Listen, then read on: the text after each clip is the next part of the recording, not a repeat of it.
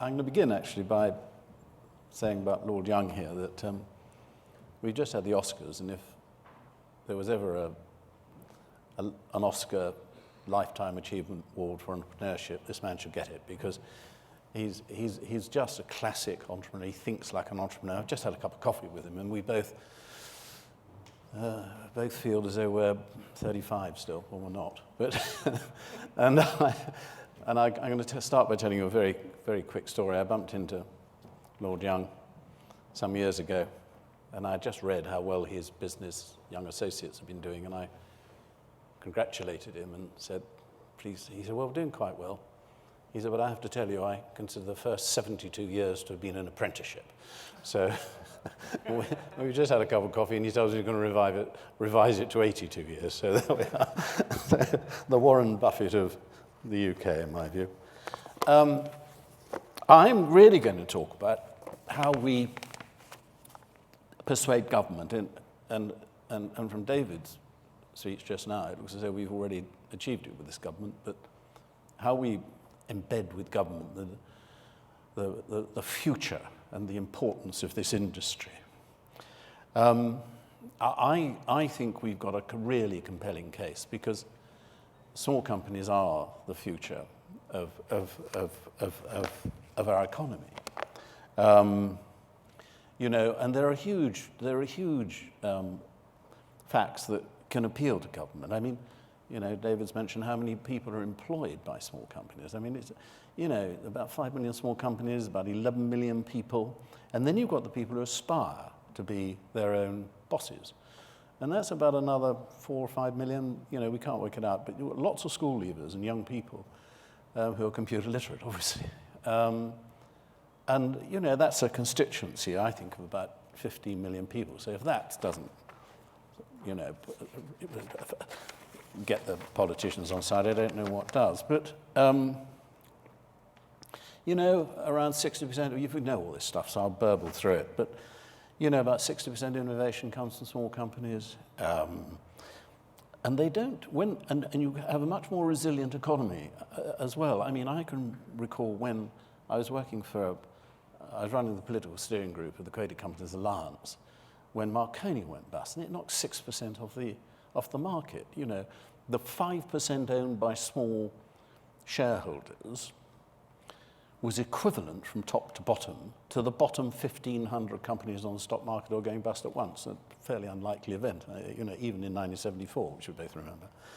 So, you know, I've been writing about the importance of small companies for decades. I produced a report for Treasury in 1997. I wrote a paper called Tomorrow's Giants the year later. And when I wrote that report, I was too early. You know, we had to rely on angel financing and clunky methods of getting in touch with people. But now, of course, we can get in touch with people. In the meantime, I advised the chairman of Abbey National on the demutualization of Abbey National. And Cameron Adamson said to me, what are you going to, I had to write a letter to everybody. He said, what are you going to charge me?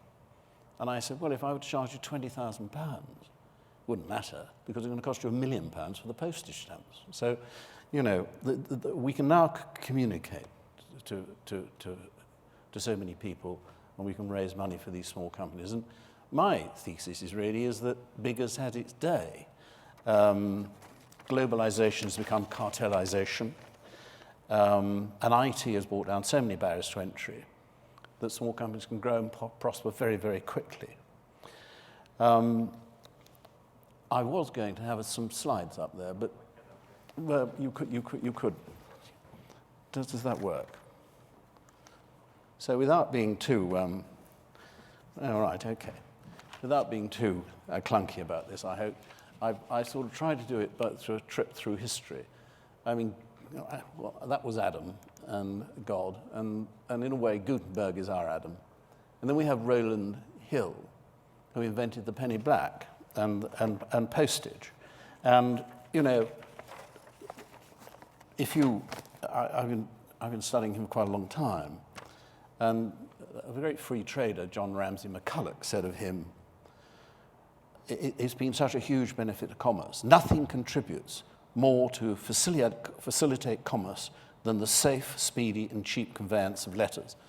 And that's something that we can say to government today, not letters, but communication. And then 40 years passed before Alexander Graham Bell patented the telephone. And I've got here Willie Wharton, who ran at Western Union, said at the time, the telephone became the nervous system of commerce. And then, of course, that nervous system took its next great leap forward with this chap, Tim Berners-Lee. And Tim Berners-Lee, as far as I'm concerned, has created the greatest advance since Gutenberg. It's as great as that. Mark Twain said of Gutenberg, I can't remember what he actually said. Mark Twain said of Gutenberg that what the world is today it owes to Gutenberg. Gutenberg's invention is the incomparably greatest event in the history of the world. Well, I think he's been superseded by this chap.